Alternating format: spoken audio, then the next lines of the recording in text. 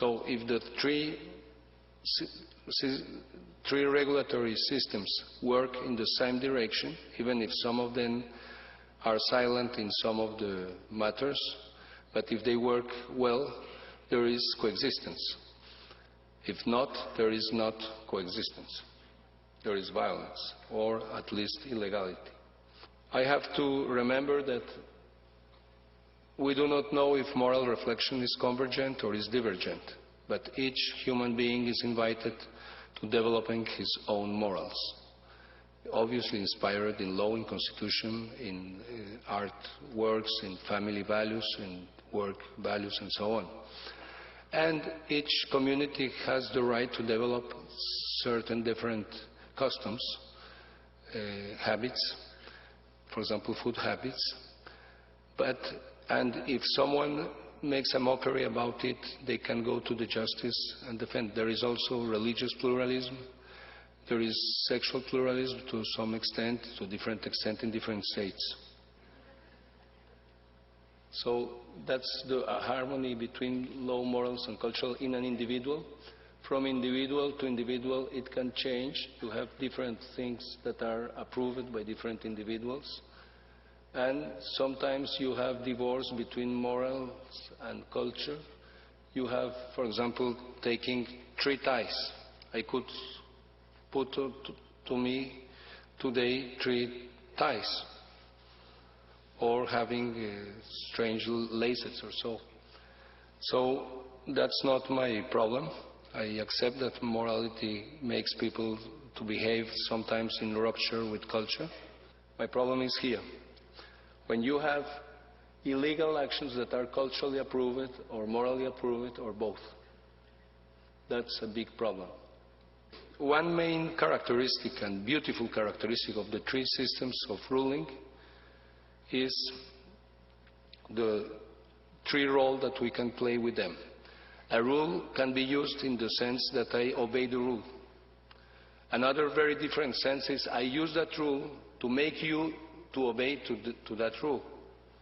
And the third characteristic is let's join some people and we can try to change very clearly law. We can also, it's more difficult to change our moral reasoning or our moral judgments, but you have methodologies, Colbert and so on. And you have also, and that's the more ambitious point, is to change culture, the third column. Change the things for which people feel shame, or change the things for which people feel well accepted or well recognized. If this is a representation of divorce between law, morals, and culture, then agreements are difficult to make and very difficult to apply, to develop, to accomplish. If you have in line law, morals, and culture, in line, compatible, I don't know identified, because that would be integrism. And I am not defending integrism. The specialization of law, of morals and culture is a very beautiful human construction.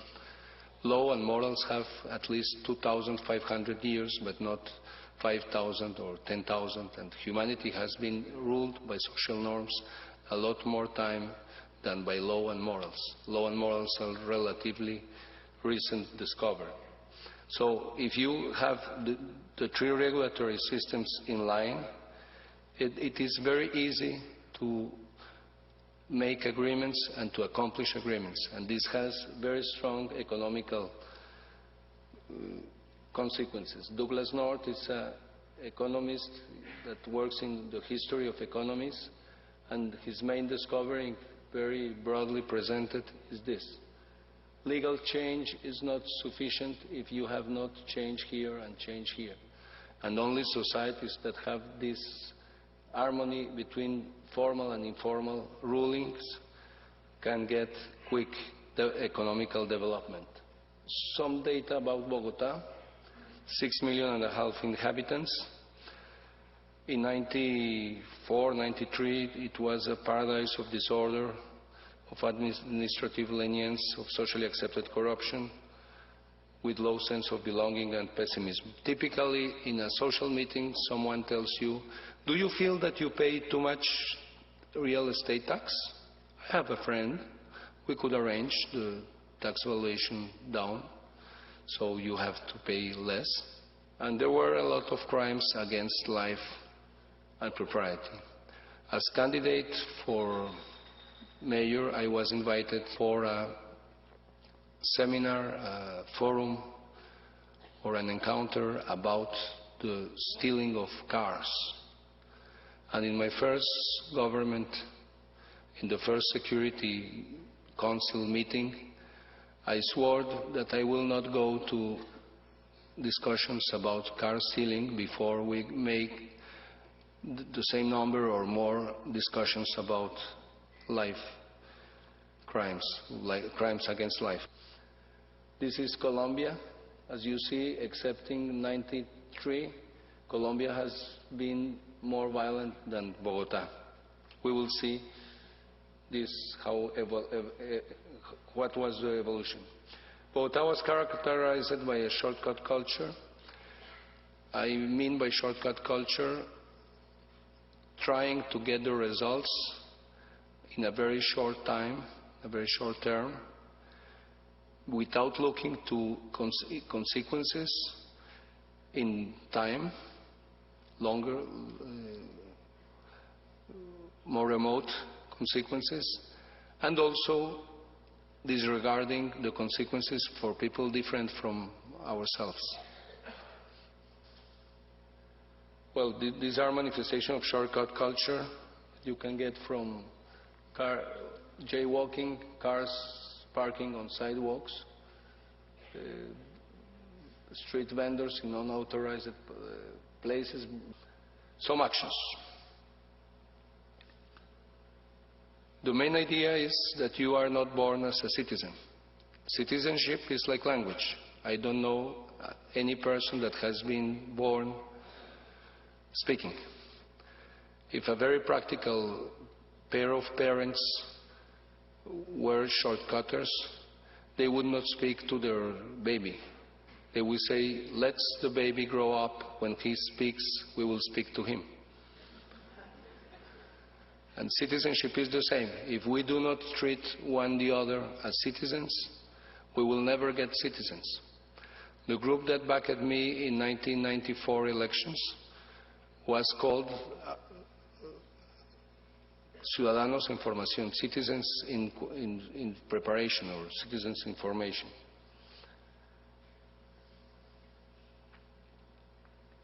Okay, so the official or more official definition of citizenship culture, that's the public name of harmonizations of law, morals, and culture, was this cultural regulation of interactions between strangers and between strangers and state officials. If a state officer says to Pedro, who is in the file waiting, says, hey Pedro, the friends are for something.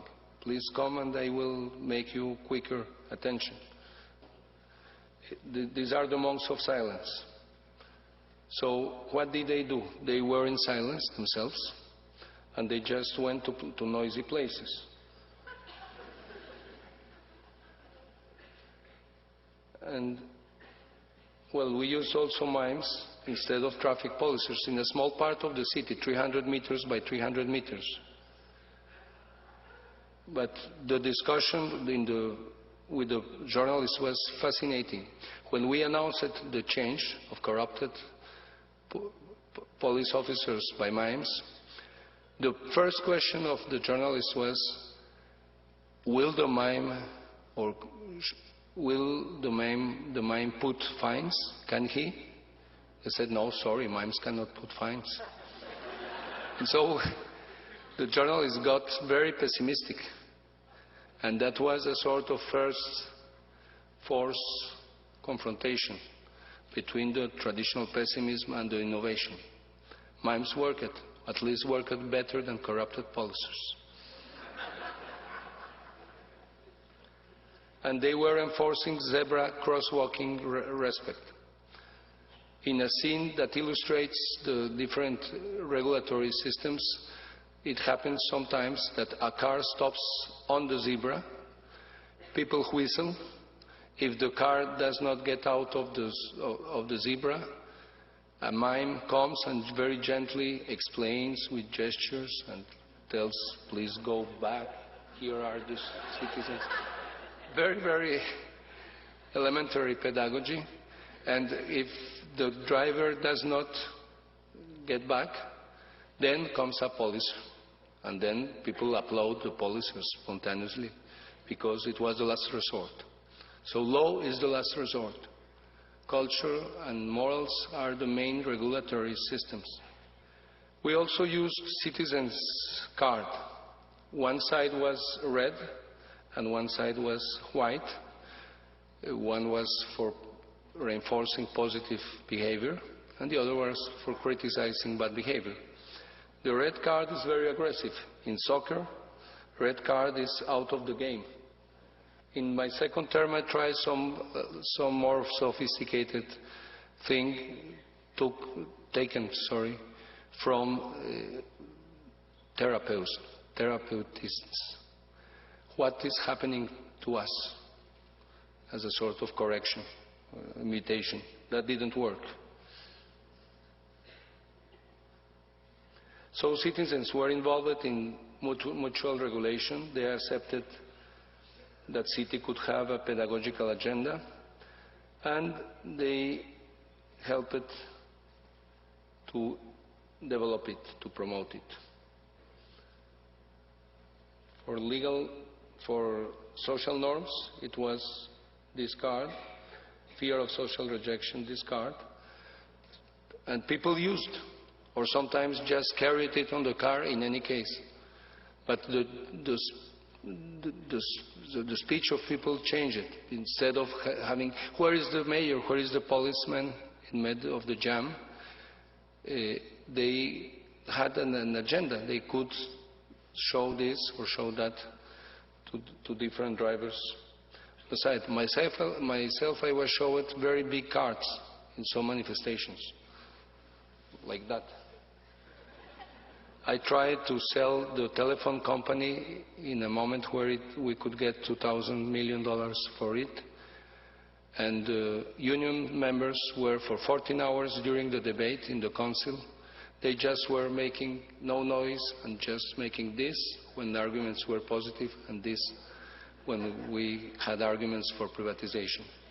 So we helped to build a common language. We also draw black stars on places where pedestrians were killed, about 1 meter or 1.5 meters. In all the places where in the 5 last years was killed by a car accident, pedestrian, we put this. This is now generalized in all the country.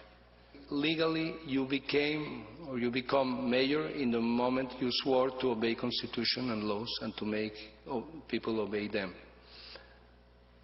Law and culture meet exactly in that moment. Before that, you are elected mayor, but not mayor. I use some of my time to illustrate some very elementary legal ideas. I feel myself like like if I had dedicated all my life to learn 2 or 3 years of law studies, or perhaps 1 semester. And each time that I understand things, like the due process, I get very happy and I go to the people to explain it. Instead of vengeance, due process, it's beautiful. I admire a lot the United States, but I cannot accept Guantanamo. It's answering with the same standards. The rule of the law of democracies is based on not accepting to get like in a mirror with the enemies. It's giving them warranties that they give not us. And I'm not pro-terrorism, of course. I have suffered it very closely in my family. One of the strange ideas that connect law and culture is that the first time that we apply a law, There is a sort of social expectancy, and if the law is well applied, it is interiorized and obeyed. But if the first time a law is applied, there is leniency, there is not sufficient diligence, then that becomes part of the culture. Some of the experts say that we were very successful not in rule changing but in collective actions, or better said, by introducing very big bets for the city, around them introducing rule obedience. It was not rules for rules, but rules for having more power, collective power. One of the main illustration was a water shortage. The tradition was that the mayor cuts water each 24 hours for different places of the city. I swore that I will not cut, that I wanted people to save water themselves. After the first week, the consumption of water was 2% higher. I was enraged. I was going to speak by television saying, I have a deception. I am sorry. I'm not glad. But my team said, let's do a study, 24 hours for making the study. The study said that almost all the people wanted to back the policy. What if I was censoring them, if I was speaking badly to them? Most of people didn't wash cars if they had cars, or didn't put water on flowers if they had flowers. But asked why the consumption was higher, many people, more than half of the people said, we are putting water in vessels if in case. We made the question inside the team, the cabinet of the mayor, and two of the members, the water manager and the citizens' culture manager, both in their house, they had vessels with water. So we were not believed, neither in our houses. So sometimes change is very difficult because there is a script. Around water shortage, there was a strong script.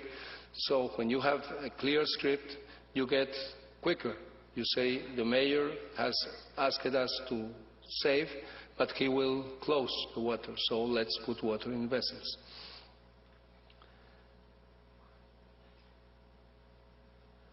What was amazing was that once the people learned to save water, they could see in the bill the very big difference, economical, that was designed by economists, but economists didn't worry about people's understanding of the system. Here people understood the tariff system, the first 20 meters very cheap, especially for poor people. So people got bigger economical results. We had to put higher prices on water because consumption began to drop. And now we have a consumption that is almost half of the consumption we had before. Well, the Zebra Knights story is very simple. There were horrible crimes against taxi drivers and horrible crimes committed by supposed or real taxi drivers against passengers. Each time someone took a taxi, there was a sort of mutual inspection. He could be, or he could be. So there was a very strong defiance. So we asked the employees of the mayor house to identify taxis that were greeting you with a salutation, with words, how are you? That give you back all the money and that take you where you want to go without discussions. In 2 weeks, we have 120 such drivers. I remember that meeting like if they were giants. Perhaps they were physically giants, but they were morally giants. We asked them to be zebra lights. They said, what is to be a zebra light?